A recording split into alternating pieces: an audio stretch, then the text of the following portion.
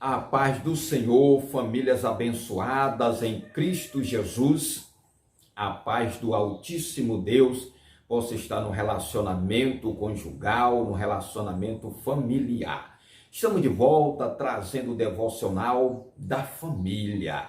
Devocional que tem o tema principal, famílias firmes na palavra de Deus. E os devocionais têm o objetivo de abençoar, edificar o teu relacionamento conjugal, bem como familiar. E para você que não me conhece, deixa eu me apresentar.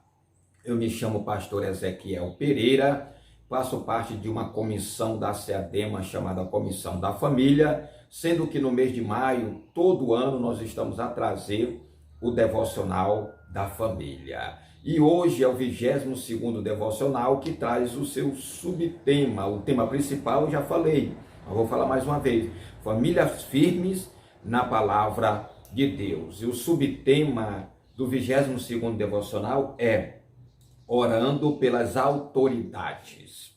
Muito bem, Paulo escrevendo a sua primeira carta a Timóteo, capítulo 2, verso 1 e 2, diz assim: antes de tudo, recomendo que se faça súplica, oração, intercessão e ação de graça por todos os homens, pelo rei e por todos os que exercem autoridade, para que tenhamos uma vida tranquila, pacífica, com toda piedade e dignidade.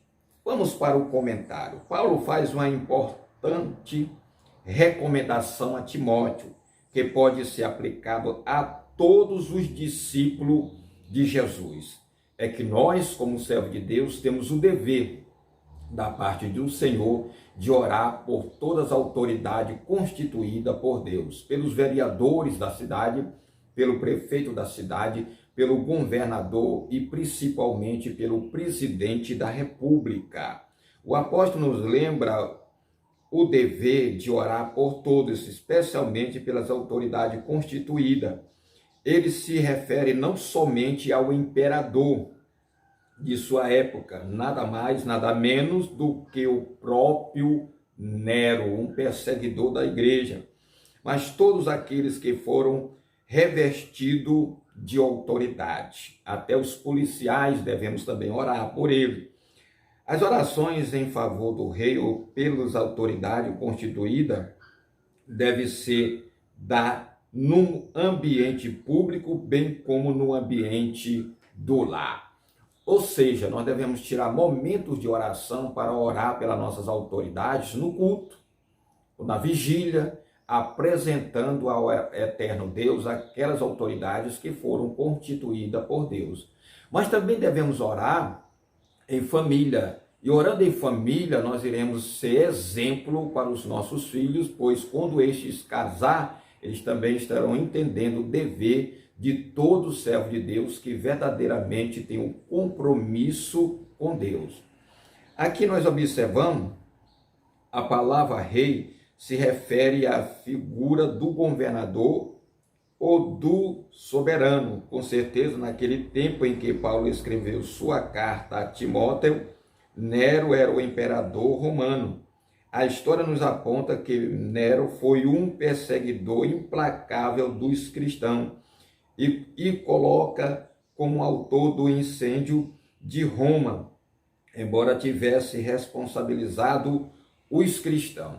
Muito embora Nero sendo um grande perseguidor na época de Paulo, Paulo diz a Timóteo que nós, como servo de Deus, mas em primeiro lugar ele, Timóteo, deveria orar pelas autoridades constituídas por Deus.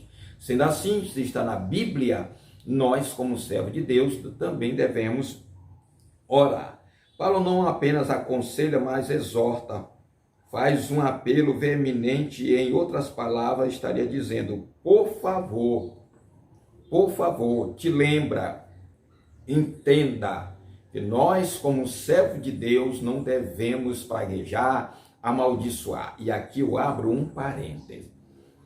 Eu já vi tanta pessoa amaldiçoar as autoridades, só porque o prefeito não conseguiu emprego para ele, só porque o prefeito não tem feito as coisas como ele quer, né? só porque o governador ou o presidente, ele amaldiçoa. É um pecado, pois nós, como servo de Deus, não pode da nossa boca sair água doce e água amarga, salgada. Nós fomos feitos imagem e semelhança do Senhor Deus através do sacrifício da cruz do Calvário para abençoar e não amaldiçoar, para orar pela paz, pela comunhão, para orar para que nós possamos ter paz e assim poder ter a liberdade de pregar o Evangelho. Hoje no Brasil estamos vivendo uma grande polarização política.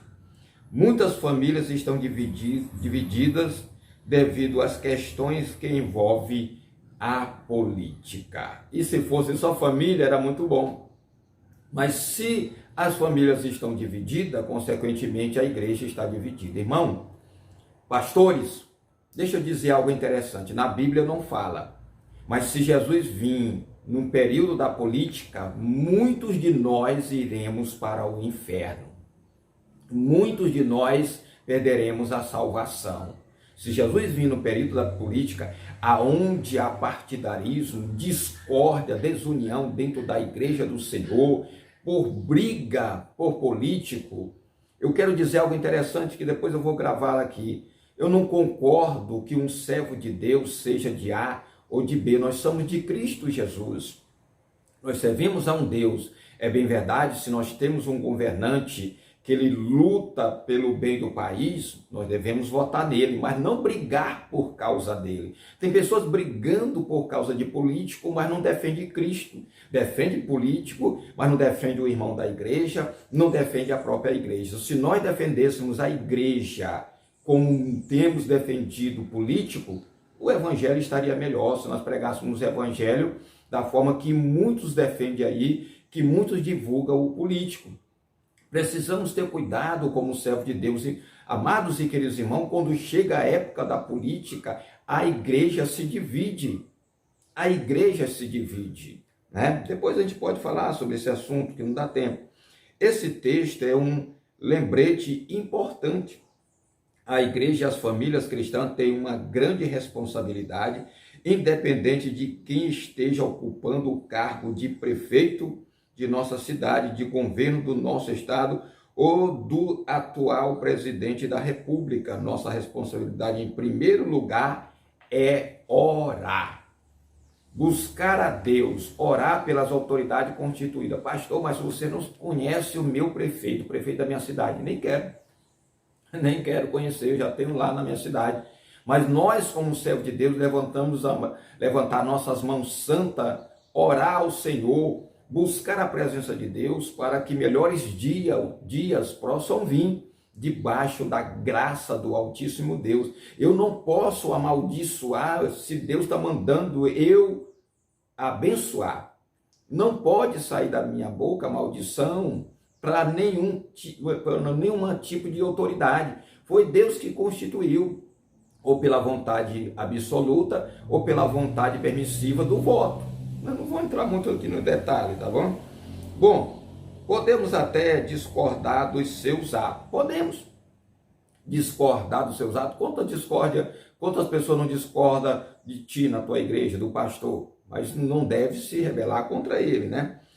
Podemos até discordar dos seus atos. Mas, se quisermos ser cristãos e família firmada na palavra de Deus, devemos orar, interceder, suplicar por eles. Por quê? Para que tenhamos uma vida pacífica e tranquila. A tua oração é para isso. É para isso. Para que você tenha uma vida pacífica e tranquila e possa ter liberdade de pregar o evangelho. Uma das experiências mais desagradáveis é viver um país perturbado com conflitos sociais em crise. Todos sofrem, as famílias sofrem, a igreja sofre. Há um ditado que diz: quando a maré sobe, todo barco se levanta. É a mesma coisa na situação de um país. Devemos orar na igreja e na família para que as autoridades constituídas de nosso país sejam sábias, prudente, honesta e tenha no coração o desejo melhor para a nação. Em brevemente eu vou estar fazendo um vídeo da Palavra de Deus falando sobre essa questão de política. Mesmo sendo um canal direcionado à família, nós sabemos que muitos políticos estão lutando para destruir a família. Muito bem, que o Deus eterno abençoe a todos, tenha muito cuidado com o que sai da sua boca. A Palavra de Deus nos fala através aqui desse devocional que nós não devemos amaldiçoar autoridade nenhuma, todas elas são constituídas por Deus. E mais uma vez o versículo diz o quê? Diz que nós devemos fazer súplica, oração, intercessões e ação de graça por todos os homens. Ah, pastor Ezequiel, só pelos homens da igreja? Não, é por todo ser humano que tem autoridade constituída. Tem irmão na igreja que é vereador? Ore por ele. Mas tem irmão, tem outros vereadores que não é servo de Deus? Ore por eles também. Até o próximo encontro, se assim Deus nos permitir.